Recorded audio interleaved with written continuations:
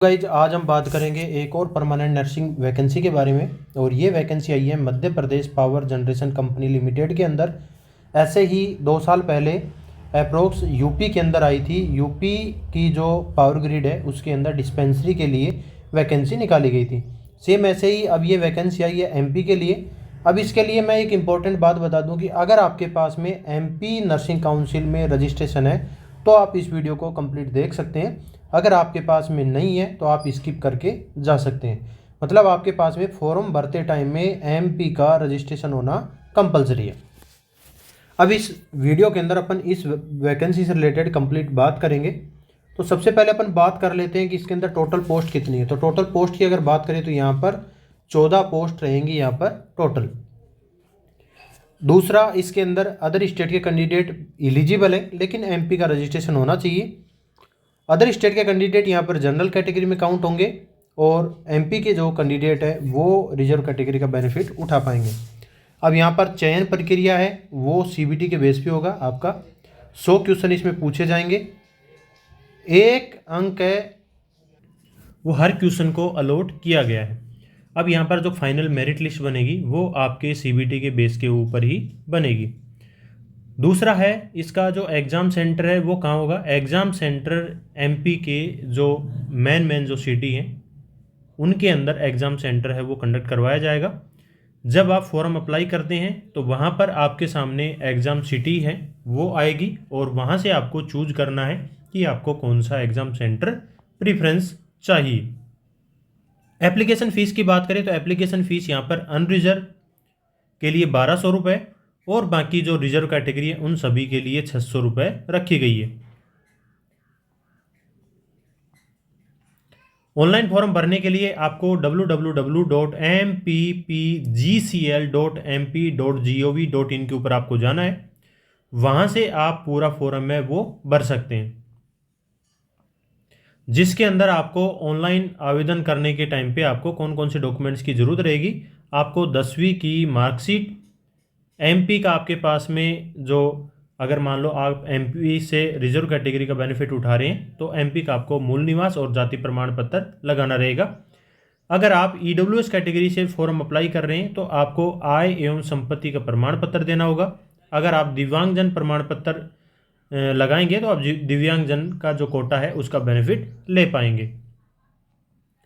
और आपकी recent passport size photo, signature और अगर आपको एज के अंदर रिलैक्सेशन चाहिए तो वो भी आपको सर्टिफिकेट देना रहेगा। अब यहाँ पर स्टार्टिंग डेट की बात करें, लास्ट डेट की बात करें तो यहाँ पर फॉर्म है वो 2 अप्रैल से फॉर्म स्टार्ट रहेगा और लास्ट है 30 अप्रैल तक फॉर्म है इसके भरे जाएंगे। अगर आप इंटरेस्टेड हैं तो इस फॉर्म को आप भर सकते हैं 30 अप्रैल से पहले। अब इसमें क्वालिफिकेशन की बात करें तो क्वालिफिकेशन यहाँ पर रहेगा जीएनएम और बीएससी नर्सिंग कैंडिडेट है वो एलिजिबल रहेंगे। यहाँ पर फ्रेशर जो जीएनएम कैंडिडेट है वो भी एलिजिबल है और फ्रेशर बीएससी नर्सिंग कैंडिडेट है वो भी इसके अंदर एलिजिबल है। लेकिन आपके पास में एमपी का रजिस्ट्रेशन है वो होना कंपलसरी है। एज लिमिट की बात करें तो मैक्सिमम एज लिमिट है 40 ईयर और इसमें रिजर्व जो कैटेगरी है उनके लिए 45 ईयर रखी गई है।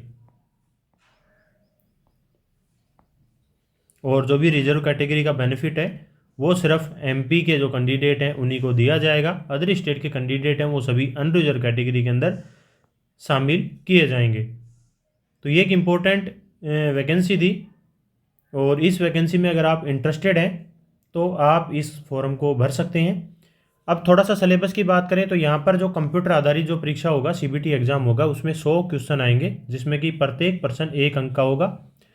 परीक्षा में 75% है वो आपकी नर्सिंग से आएंगे और 25 जो क्वेश्चन है वो आपके सामान्य ज्ञान, अभिरुचि, तार्किक योग्यता इत्यादि से संबंधित होंगे। एग्ज़ाम जो पीरियड है वो 2 घंटे का रहेगा और यहाँ पर किसी प्रकार का कोई नेगेटिव मार्किंग नहीं होगा। तो कुल मिला के बात यह है कि आपके 100 क्वेश्चन 120 मिनट और 75 क्वेश्चन है नर्सिंग के, 25 क्वेश्चन है वो आपके मैथ, रीजनिंग, जीके के आएंगे। तो इस प्रकार की अगर आप तैयारी करना चाहते हैं तो नर्सेज ऐप का एप्लीकेशन डाउनलोड कर लीजिए। वहाँ पर all in one test series दी हुई है जिसमें हर प्रकार के जो क्वेश्चन है वो आपको वहाँ पर देखने को मिल जाएंगे, जिसमें आप AIIMS, DSSB, RRB, ESIC, other जितने भी सेंट्रल गवर्नमेंट के एग्ज़ाम है, स्टेट गवर्नमेंट के एग्ज़ाम है, सभी की तैयारी आप सिंगल टेस्ट सीरीज से कर सकते हैं। अगर आप इंटरेस्टेड हैं तो जाएं और अभी चेकआउट करें और वहाँ से आप उसको एक्सेस करके और अटैम्प्ट कर सकते हैं।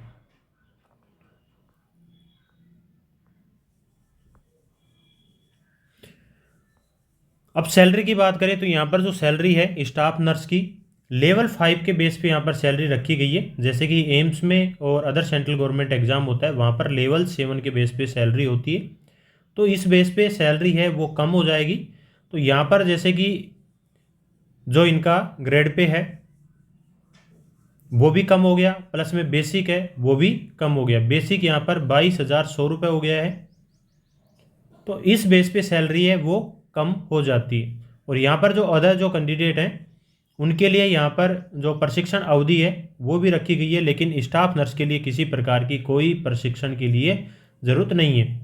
दूसरा, इसके अंदर 2 साल का जो बॉन्ड है वो भी रखा है कंपनी ने, 3 साल का बॉन्ड है वो रखा है, जो कि 2 लाख रुपए का यहाँ पर बॉन्ड रहेगा। आप 2 लाख रुपए का बॉन्ड 3 साल के 500 रुपये के स्टाम्प पेपर पे आपको साइन करना होगा। अगर आप 3 साल से पहले अगर छोड़ते हैं तो आपको 2 लाख रुपए भरने पड़ेंगे। तो बस यही था इम्पोर्टेंट। अगर आप इंटरेस्टेड हैं इस वैकेंसी से रिलेटेड तो ज़रूर जाएं, चेकआउट करें mppgcl.mp.gov.in के ऊपर और इस फॉर्म को अप्लाई कर सकते हैं। अगर आपको ये वीडियो इन्फॉर्मेटिव लगा तो वीडियो को लाइक और शेयर जरूर करना। चैनल पे नए हो तो चैनल को सब्सक्राइब करके जाना, क्योंकि 75% कैंडिडेट ऐसे हैं जो वीडियो देखते हैं लेकिन सब्सक्राइब नहीं कर रखे हैं। तो उन सभी से रिक्वेस्ट है कि चैनल को सब्सक्राइब कर लें, क्योंकि फ्री ऑफ कॉस्ट है ये। और इस वीडियो को अपने दोस्तों के साथ शेयर कर दें, जिससे कि वो भी इस वैकेंसी का बेनिफिट उठा सकें। धन्यवाद।